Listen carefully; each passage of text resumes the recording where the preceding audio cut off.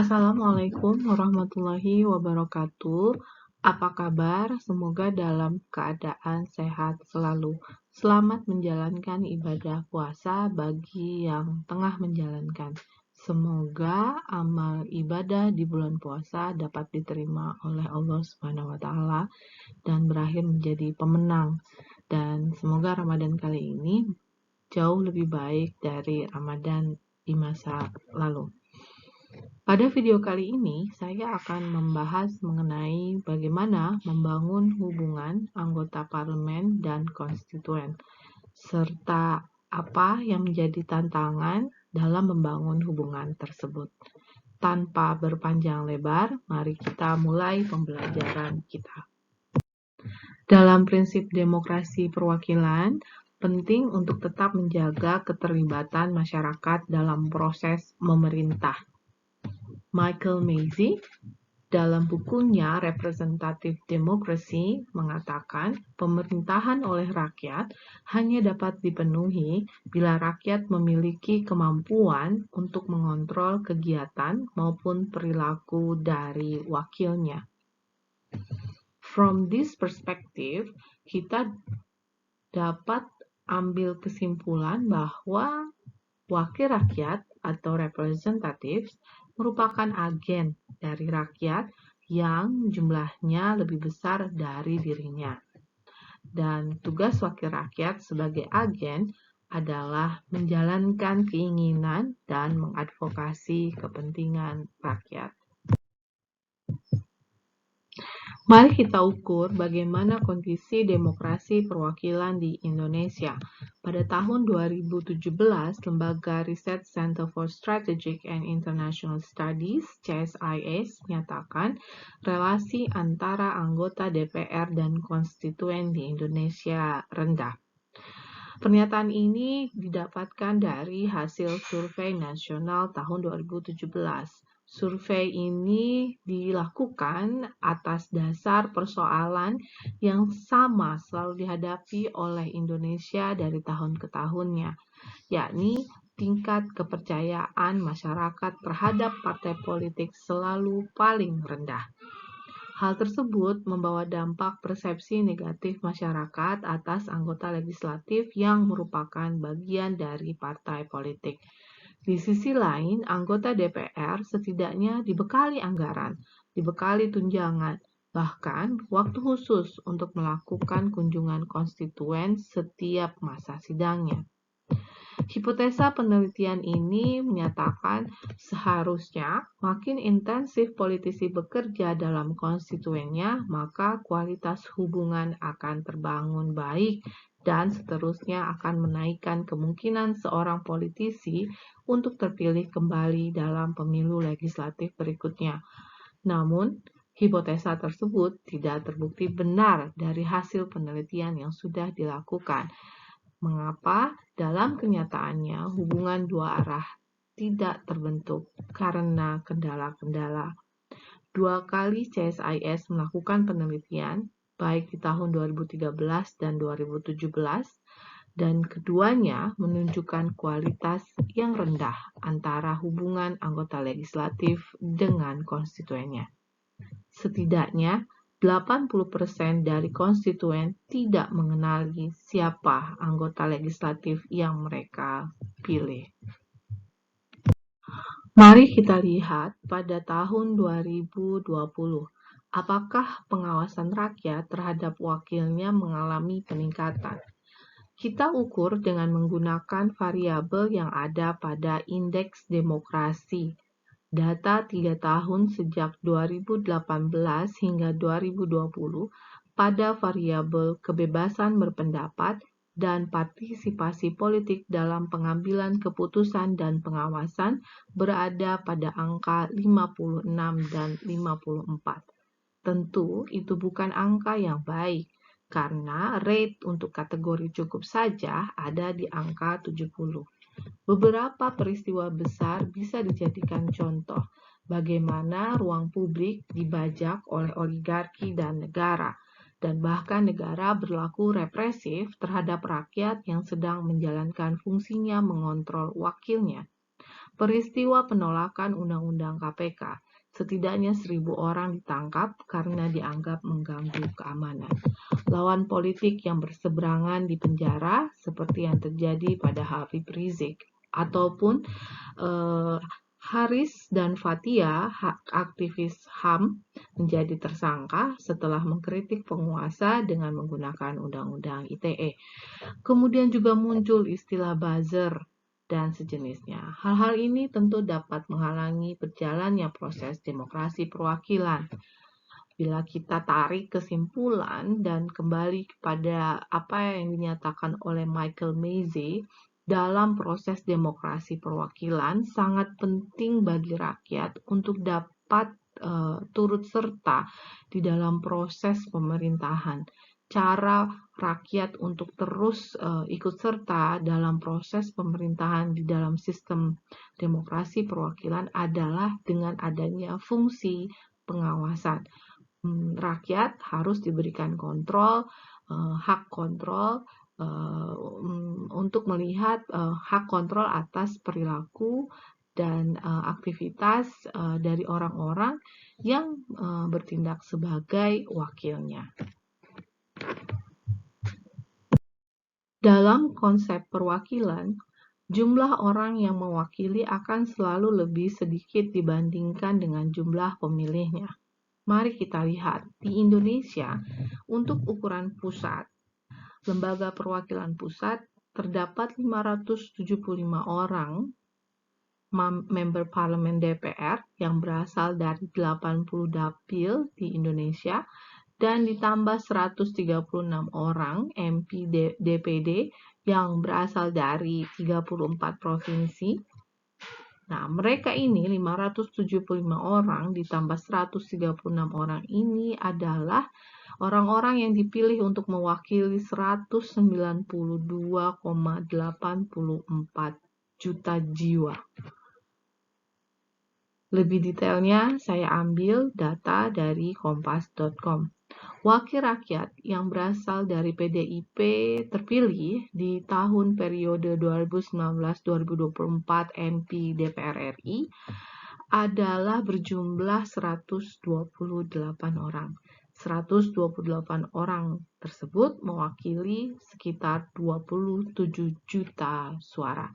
Tentu tidak mudah menjalankan peran wakil dari sejumlah banyak orang, karena bagaimana cara menerka kepentingan dan kebutuhan dari 27.503.961 juta jiwa. Dan sebaliknya, tidak mudah juga banyak orang ini untuk mengontrol wakil yang dipilihnya setelah mereka menjabat, karena setelah menjabat mereka memiliki akses terhadap kekuasaan. Nah, mari kita kupas bagaimana sih seharusnya hubungan antara yang diwakili dengan yang mewakili itu terbangun. Saya akan menggunakan sumber pustaka dari Michael Mazzei dengan bukunya yang berjudul Demokrasi Representatif. Mari kita pahami terlebih dahulu karakter kedua peran tersebut, peran yang mewakili dan diwakili.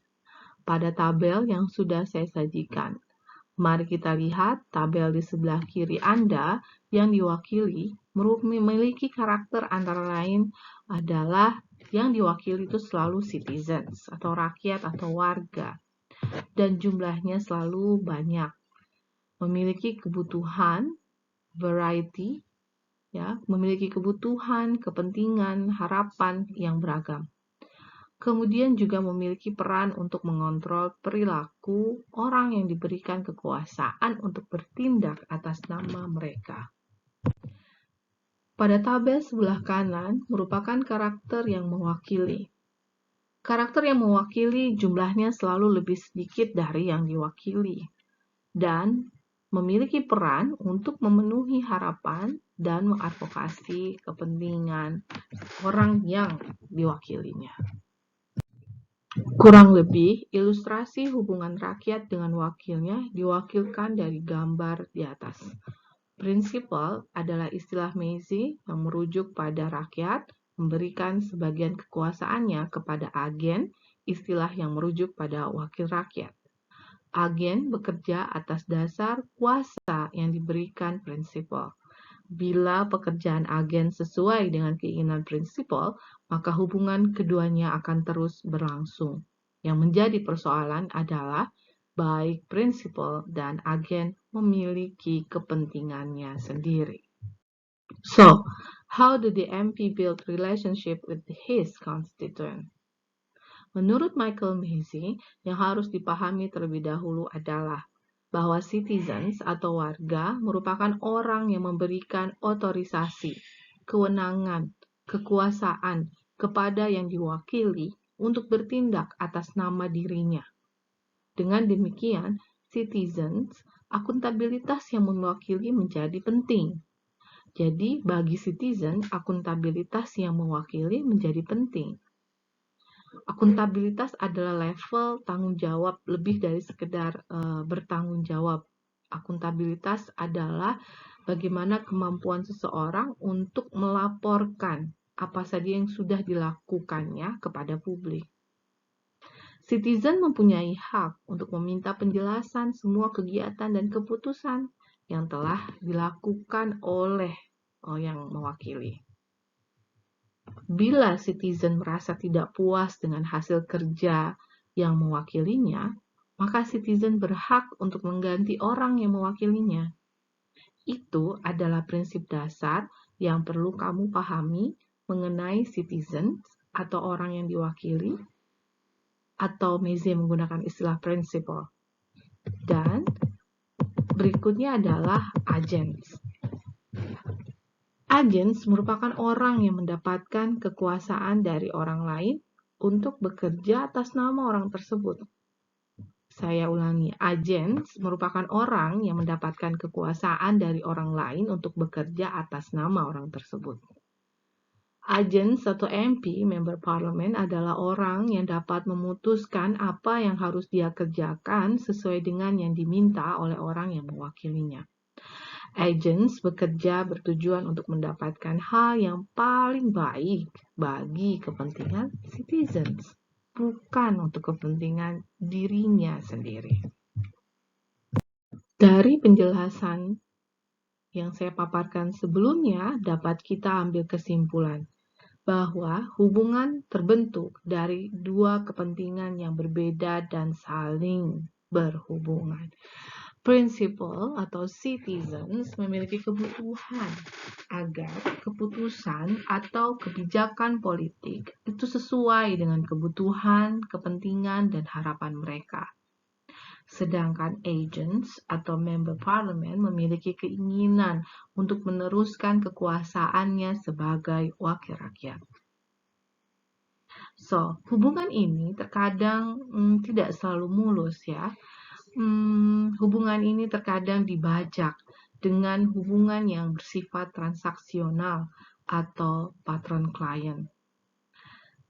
Sebagai contoh, misalkan kebutuhan-kebutuhan yang sifatnya jangka pendek yang dihadapi oleh citizens itu mengganggu hubungan mendasar yang harusnya dilakukan oleh MP terkait dengan kebutuhan publik.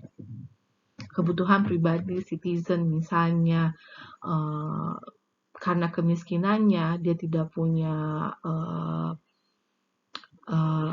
materi untuk memenuhi kebutuhan dasar sehingga dia meminta dana dari MP untuk memenuhi kebutuhannya, dan sebagai balasannya maka citizens akan memberikan suara kepada MP. Maka lahirlah praktek-praktek seperti money politics.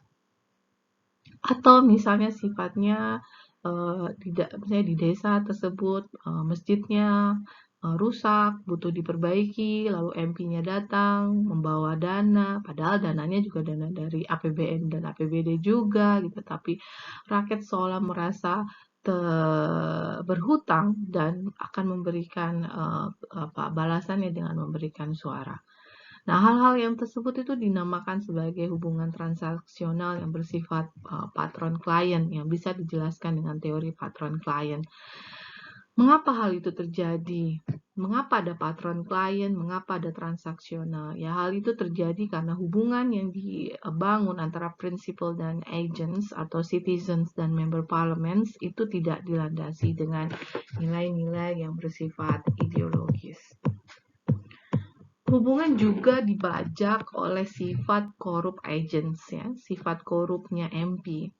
Power tends to corrupt, dan lemahnya kontrol prinsipal atas agents. Jadi lemahnya fungsi pengawasan citizen pada MP. Perdebatan antara teori representasi, baik itu delegasi, trustee, dan mandat, kemudian menjadi tantangan atas bagaimana hubungan ini dijalankan sebetulnya. Kalau misalnya kita balik lagi pada pelajaran kita mengenai teori perwakilan.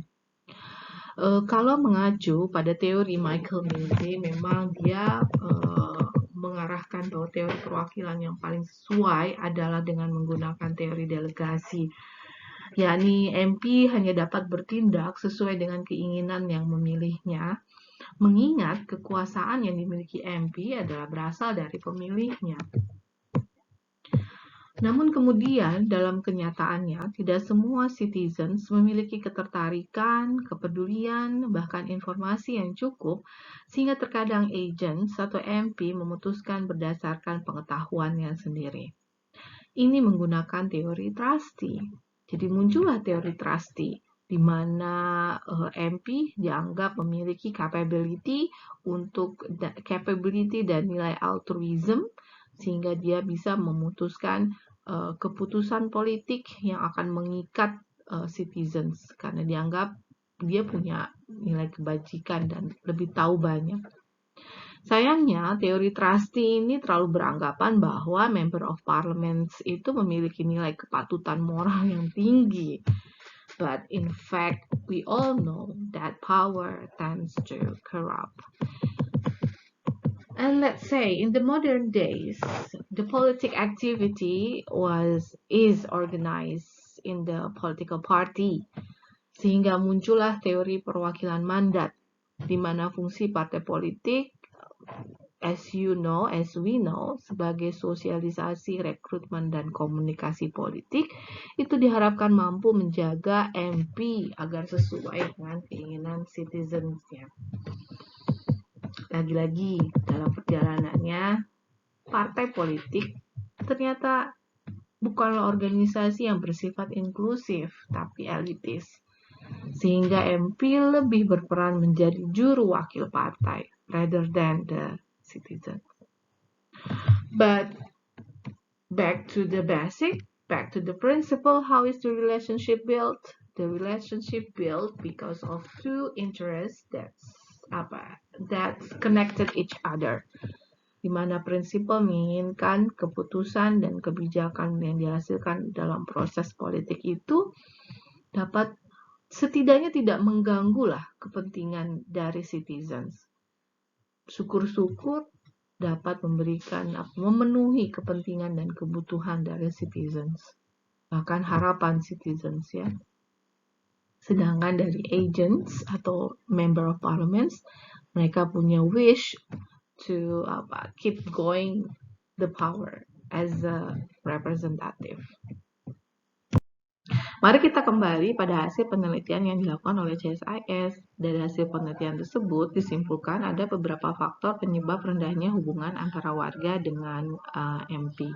Antara lain dari sisi masyarakat, pertama hubungan yang dibangun transaksional. Yang transaksional artinya ada pertukaran materi, ya, dan biasanya masyarakat kalau ketemu sama MP itu hanya urusan-urusan kebutuhan pribadi yang sifatnya jangka pendek.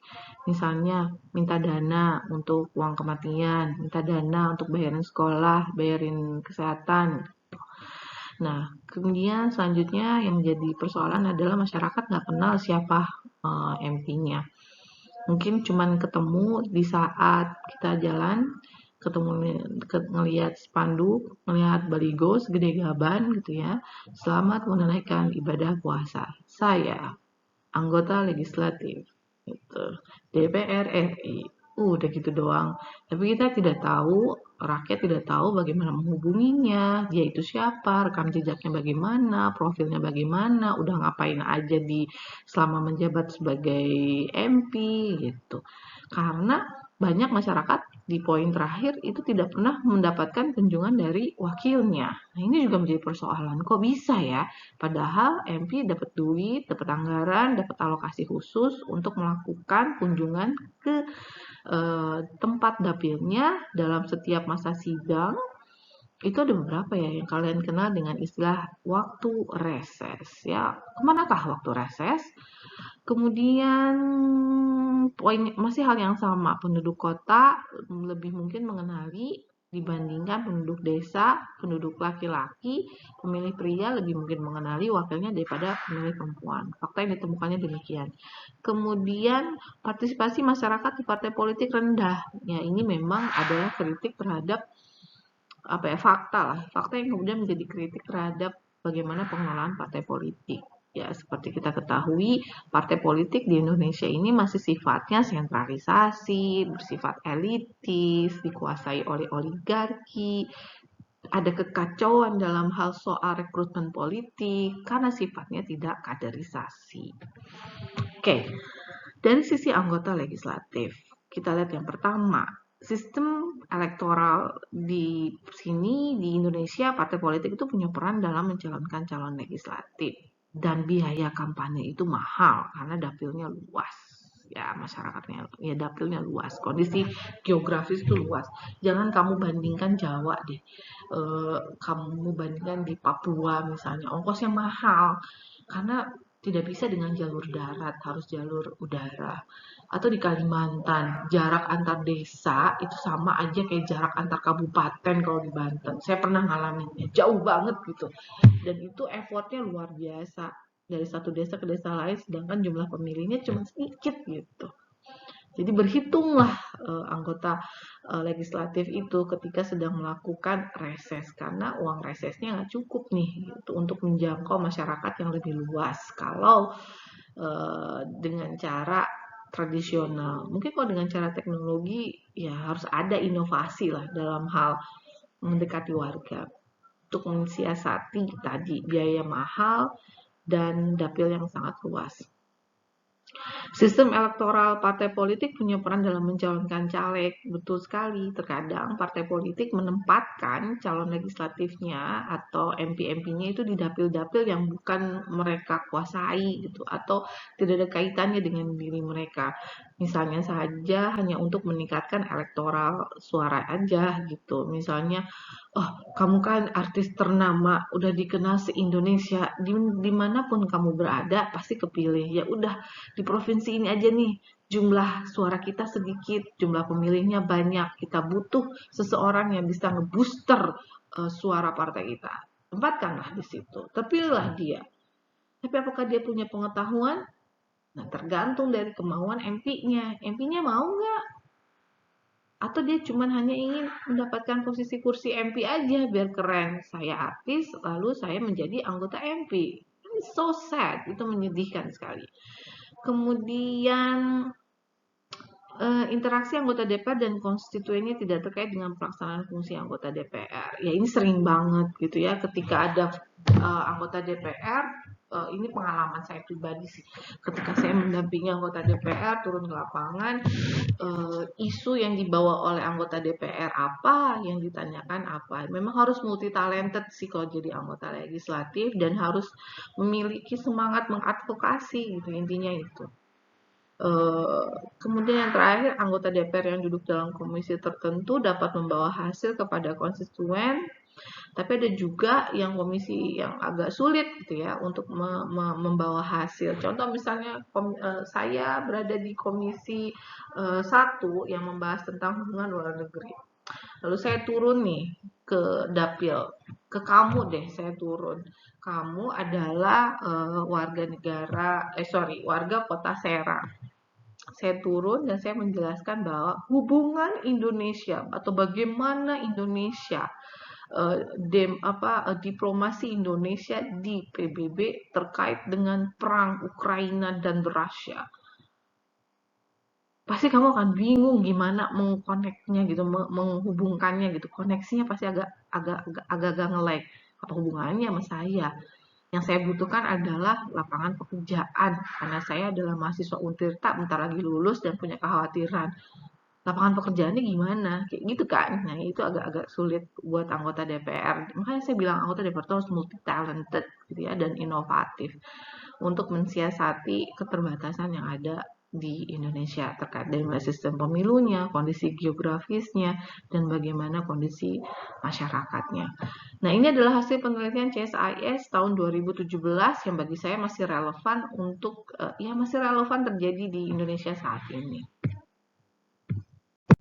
Oke, mari kita bandingkan dengan faktor penyebab rendahnya hubungan anggota legislatif dengan masyarakat di Indonesia dari hasil yang ditemukan atau dari hasil penelitian Puskapol Universitas Indonesia di tahun 2009. Secara politis katanya terkait akan keterikatan emosional yang tidak terbangun. Nah, keterikatan emosional yang tidak terbangun ini antara lain sebagai akibat dari sebab-sebabnya ada 4. 1, buruknya rekrutmen politik parpol. Masih relevan kan tadi penelitian CSIS sama.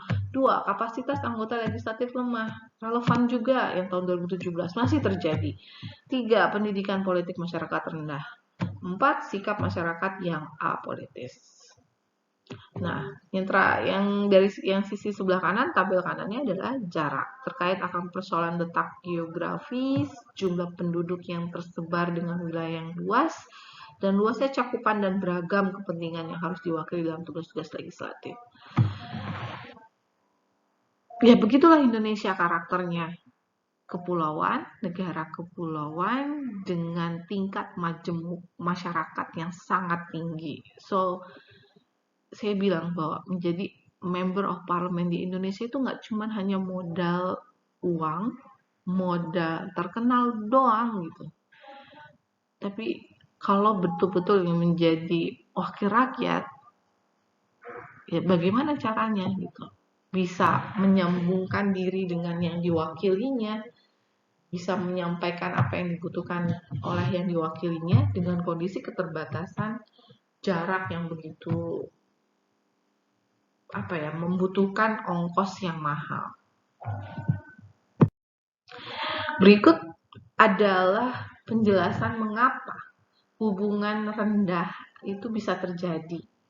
Kalau kita kupas dengan menggunakan teorinya Michael Macy, Agent and Principle Theory atau Principle Agent Theory, ternyata how agents look at principle. Jadi bagaimana seorang member of parliament itu melihat konstituennya. Ya. Ternyata kesimpulannya dari buku yang saya baca itu adalah member of parliament itu akan membagi-bagi konstituennya. Dia akan membagi dari circle yang paling luar ke circle paling luar dan juga sampai dengan circle yang paling dalam. Kemungkinan hubungan yang rendah itu terjadi semakin circle-nya berada di luar, maka jarak antara si anggota legislatif dengan warganya semakin jauh. Itu. Nah, di Indonesia kita bisa bertanya, apa sejauh mana MP itu konstituen-konstituen mana saja yang kemudian oleh MP di Indonesia yang didengar oleh dia aspirasinya. Sejauh mana dia membuat keterhubungan dengan konstituennya. Apakah dia hanya membuat koneksi dengan lingkaran dalamnya saja dan tidak mempedulikan dengan lingkaran menengah dan lingkaran yang paling luar? Nah, itu bergantung dari masing-masing anggota legislatifnya dan bergantung dari bagaimana atau teori perwakilan apa yang memang berlaku di Indonesia atau yang paling dominan di Indonesia. Nah, saya akan menjelaskan dulu circle dalam dan circle luar. Siapa yang berada di dalam circle dalamnya MP dan siapa yang menjadi circle yang paling luar. Paling mudah untuk mengidentifikasikan circle dalam. Circle dalam itu adalah orang yang memiliki keterhubungan langsung dengan MP. Bisa jadi contohnya adalah partai politik. Partai politik itu akan pasti berada di circle dalam kalau ngomongin di Indonesia. Mengapa? Karena partai politik memiliki peran dalam memiliki hak recall. MP itu adalah partai politik kalau di Indonesia yang bisa menjatuhkan, yang bisa menaikkan dia menjadi MP, dia bisa ikut pemilu lagi tahun yang akan datang, itu adalah partai politik. Sehingga dia pasti akan masuk dalam circle dalamnya. Jadi apapun yang diminta partai politik kepada si MP itu pasti akan didengar. Kalau misalnya melihat penjelasan saya itu, maka menjadi relevan sebetulnya teori perwakilan di Indonesia itu lebih dominan pada teori mandat ketimbang teori delegasi. Ya. Sedangkan kalau yang paling ideal, kalau berdasarkan teori prinsipal dan agent adalah teori delegasi, di mana MP itu seharusnya menjadi suara untuk konstituennya. Kemudian, siapa lagi yang berada di circle dalam? Tim kampanyenya. Kelompok masyarakat yang betul-betul menjadi tim kampanyenya.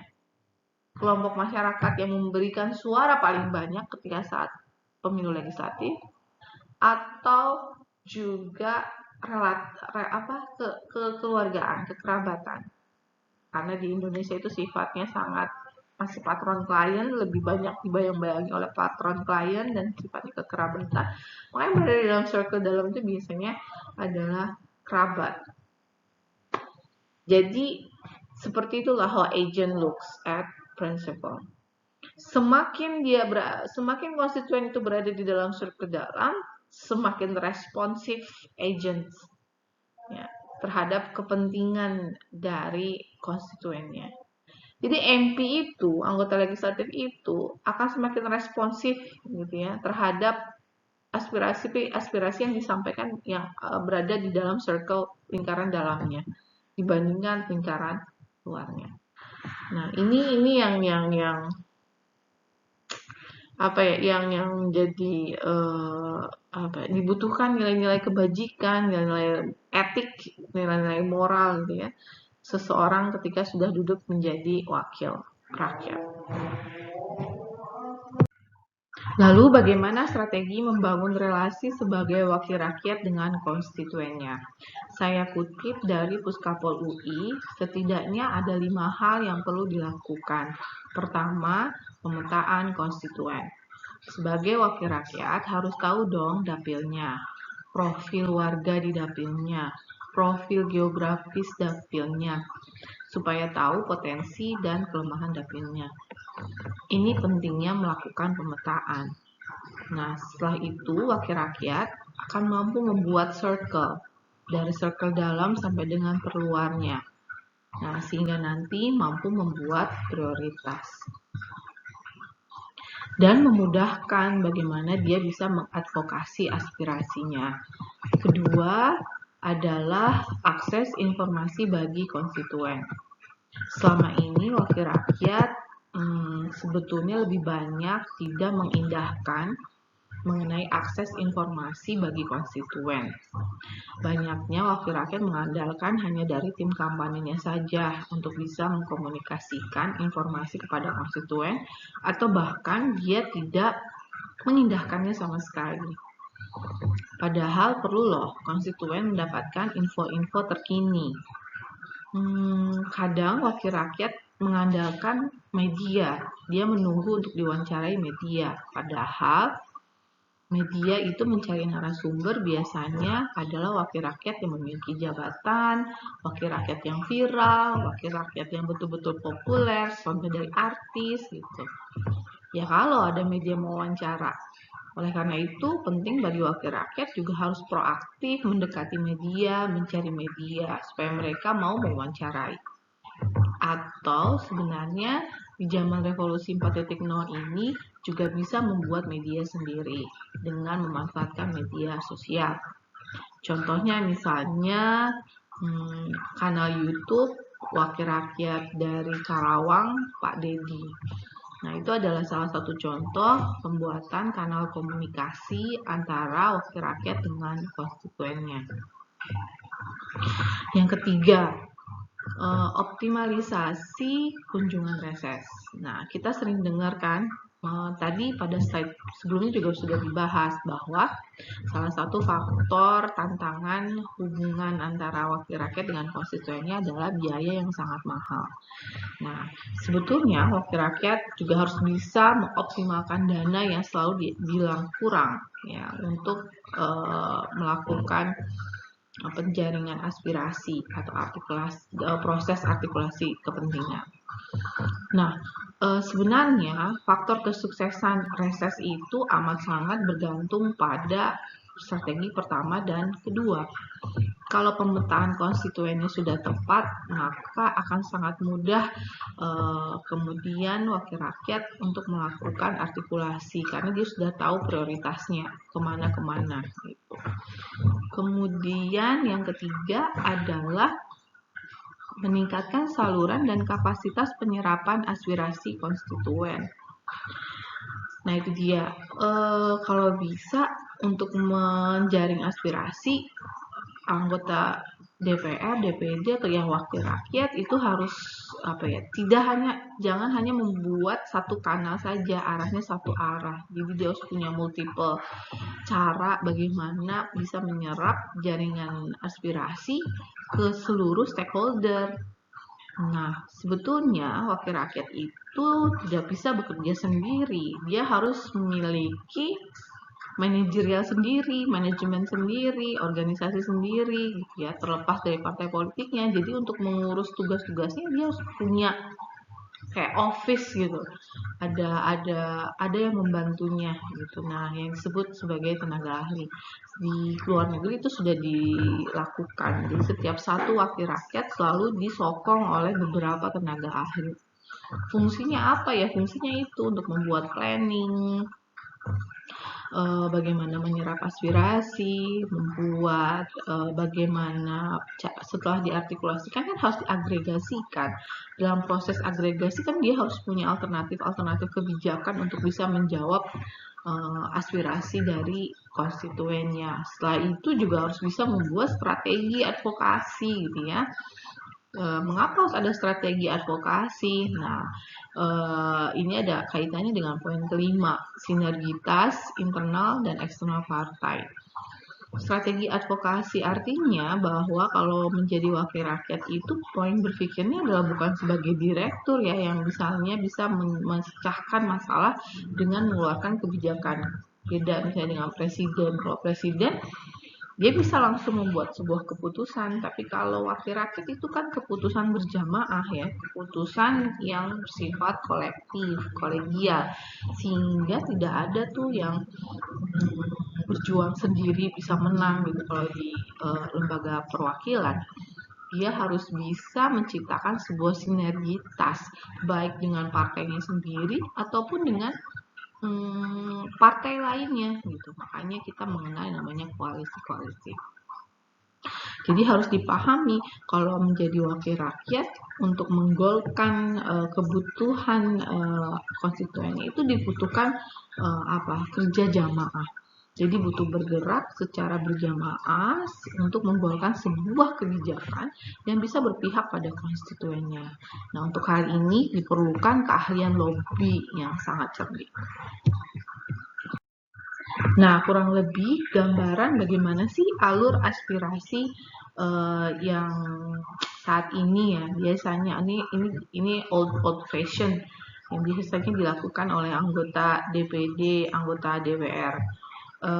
Stakeholder DPD dan DPR di daerah itu ada yang sifatnya individual, ada CSO, maksudnya CSO Civil Society Organizations, kemudian ada DPRD, ada Pemda, ada sektor bisnis, ada lembaga akademik, ada ormas, ada media massa.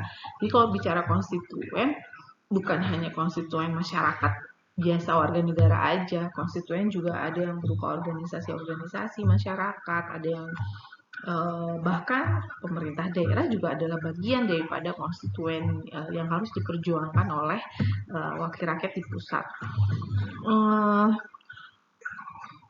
Nah, masing-masing stakeholder ini kan punya kepentingan. Nah, biasanya dia bisa menyampaikan kepentingan-kepentingannya itu nggak mesti harus langsung berhubungan dengan DPD atau DPR. Melalui kanal-kanal komunikasi, ada media massa, ada forum, ada sekretariat jenderal, BURT-nya si wakil rakyat, ada bisa melewati reses gitu ya, bisa juga melewati rumah aspirasi daerah maupun rumah konstituen. Nah, yang menjadi kelebihan dan kelemahan daripada alur aspirasi ini adalah jalur lebih cepat asalkan memiliki akses secara personal. Jadi tidak mudah. Jadi kalau bahasa sistem politiknya kan tidak semua tuntutan atau aspirasi itu bisa menjadi input di dalam sebuah proses politik atau di dalam sistem politik. Jadi dengan alur yang tadi seperti gambar sebelumnya, itu tuh dibutuhkan memiliki akses secara personal, dan itu kan sangat sulit gitu loh, terutama untuk individual, CSO gitu ya, yang sifatnya lebih ranah grassroots, itu akan sulit untuk mencapai wakil rakyatnya. Tapi kalau misalnya pemerintah daerah yang punya posisi-posisi penting gitu, elit, sektor bisnis gitu ya, sektor bisnis juga kan terbagi-bagi, ada sektor bisnis yang besar, kecil, tapi kalau ranah kecil akan sulit untuk memasuk ke mencapai wakil rakyatnya. Kemudian kelebihannya pendanaan dijamin, program rutinnya lebih fleksibel bagi masing-masing anggota dewan. Cuman kekurangannya tidak ada kesepakatan untuk memprioritaskan isu, sulit mengukur efektivitas penanganan aspirasi oleh anggota DPR karena lebih bersifat private atau kelompok tertentu. Karena yaitu tadi anggota DPR dia kayak bekerja sendiri, tidak ada bantuan gitu ya, tidak ada bantuan, tidak termanage, dia nggak punya office lah seperti itu, jadi dia langsung berhubungan secara personal. Oke, nah bandingkan dengan misalnya seperti ini, bentuk rumah aspirasi, jadi model constituency office. Kalau waktu dulu saya pernah punya kesempatan wawancara dengan MP dari Partai Buruh di Australia, mereka punya rumah aspirasi, atau bukan rumah aspirasi, lebih tepatnya adalah dia punya office ya, model constituency office. Jadi well managed, dia disokong oleh tenaga ahli, ada yang berurusan dengan konstituen, ada yang berurusan dengan, ada yang bagian PR-nya gitu ya, public relations-nya, ada yang mengerti tentang hukum gitu. Jadi banyak orang yang mendukung satu wakil rakyat dalam menjalankan fungsinya. Sebenarnya ada tuh drama Korea deh kalau nggak salah yang bercerita tentang MP yang berjudul Chief of Staff. Nah, Chief of Staff itu adalah salah satu gambaran bagaimana constituency office itu bekerja untuk menyokong wakil rakyatnya bekerja. Nah, kurang lebih seperti itu. Jadi, dialah yang akan menjadi kantor yang bekerja untuk menjalankan fungsi artikulasi dan agregasi sehingga bisa menciptakan sebuah kebijakan. Nah, kelebihan fungsi daripada rumah aspirasi publik kalau di Indonesia mungkin dikenalnya dengan rumah aspirasi. Ini saya ambil dari BITRUST sumbernya. Jadi media komunikasi dan interaksi antara anggota dengan stakeholder. Karena anggota DPR dan DPD itu kan hanya satu orang ya, gitu ya. Mereka kan sendiri, tapi mewakili banyak orang. Nah, jadi dia butuh bantuan dari tenaga ahli yang kemudian juga bisa mengerjakan fungsinya ini, melakukan komunikasi dan interaksi. Karena kan dia harus berinteraksi dengan banyak aktor ya, banyak stakeholder. Kemudian manajemen penanganan aspirasi dan pengaduan. Ya, ini bicara tentang artikulasi, mengorganisasikan kegiatan reses. Kemudian ada Parliament Member Social Responsibility. Ini bicara tentang akuntabilitas ya. Bagaimana sebagai individu wakil rakyat juga harus punya rasa tanggung jawab, lebih dari tanggung jawab, tapi akuntabilitas. Dia harus menunjukkan, melaporkan kepada konstituennya, dan itu harus rutin gitu loh. Sehingga konstituennya tahu apakah keinginannya dia itu sudah kan dia mendelegasikan ya. Masyarakat kan mendelegasikan kepada wakil rakyat. Nah, apakah wakil rakyat itu sudah menjalankan atau belum kan dilihat dari laporan-laporan itu. Nah, selama ini kan laporan reses dilaporkannya ke Setjen dan itu lebih bersifat administratif, bukan dilaporkan kepada konstituen. Kemudian fungsi tenaga ahli adalah sebagai lembaga pengkaji dampak kebijakan. Ada juga, jadi bisa riset, basis riset gitu ya. Jadi dalam mengeluarkan pendapat, jadi evidence based policy gitu ketika misalnya membuat sebuah kebijakan. Kemudian ada pendidikan politik dan seterusnya. Nah, kurang lebih demikian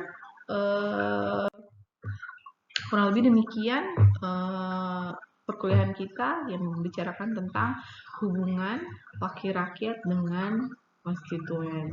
Nah, hikmahnya adalah semoga dengan kita belajar ini sebagai seorang konstituen, kita semakin sadar akan hak kita sebagai rakyat yang memberikan mandat atau memberikan mendelegasikan kekuasaan, sebagian kekuasaan kita kepada wakil rakyat, sehingga kita akan semakin proaktif ya dalam mengawasi kinerja lembaga wakil rakyat. Nah, sebagai calon-calon wakil rakyat, siapa tahu di antara kalian akan menjadi wakil rakyat, kamu akan tahu bahwa menjadi wakil rakyat itu punya tanggung jawab yang sangat besar ya dalam menjalankan amanah. Sehingga penting sekali untuk menjaga komunikasi dengan konstituen, karena hakikatnya wakil rakyat itu adalah hanya menjalankan atas nama orang lain gitu ya, menjalankan atas nama orang lain, bukan bukan menjalankan atas maunya sendiri atau kepentingannya sendiri, tapi dia berada di situ itu karena bergerak menjalankan atas nama orang lain. Oke, terima kasih atas kesabarannya untuk menyimak perkuliahan kali ini. Assalamualaikum warahmatullahi wabarakatuh.